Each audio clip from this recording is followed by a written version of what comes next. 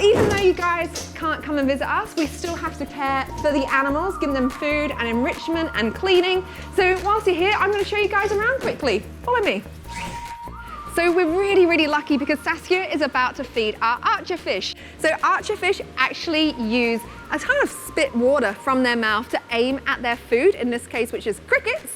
And then they spit it out from the tree and it falls down and the archer fish eat it that way. So now that we've fed these guys, let's go and clean some tanks. You probably don't realize actually how much work goes into keeping our tanks clean.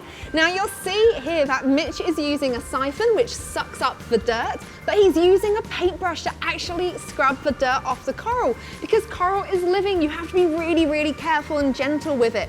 And this is something that we do on a weekly basis. How much time it takes? It's a lot. We spend all morning cleaning the tanks.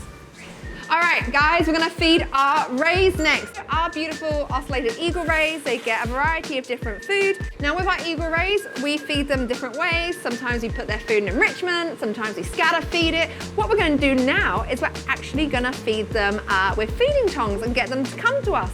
And if you look behind you, you'll see we have Stephen, our seagull, who is eyeing up their food.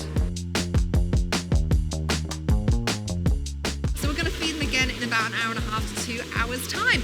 But talking about feeding, we have to go and feed the sharks next. So let's go and see our sharks. Hurry up guys, you do not want to miss this. We are in Shark Alley where we're getting to feed our sharks and our rays. Now our divers are in the water there hand feeding certain animals just to make sure that everyone gets their fair share. So we feed our sharks larger bits of fish because obviously they're a larger animal, and you notice that the fish is actually on a pole, they're not holding it by hand, and that's just for safety because a shark can actually pop its jaw forward and we've got to protect our delicate little fingers.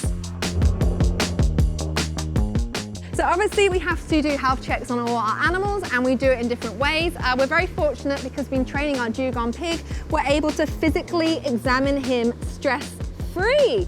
So he's going to come over and come on these platforms and I'll show you guys how you can physically examine a dugong. So Pig has actually been trained to accept being tactile and touched all over, and we give him a warning first it's going to happen just so he's not shocked and goes, oh, what's touching me? So Dana's going to give him the command, which is 3 little taps on the back of the neck, and she tells him hands on, and then he's prepared that he's going to be touched and physically examined. As you can appreciate, we have hundreds of species of animal here, so every day is different. Now, excuse me guys, I've got to go back to work.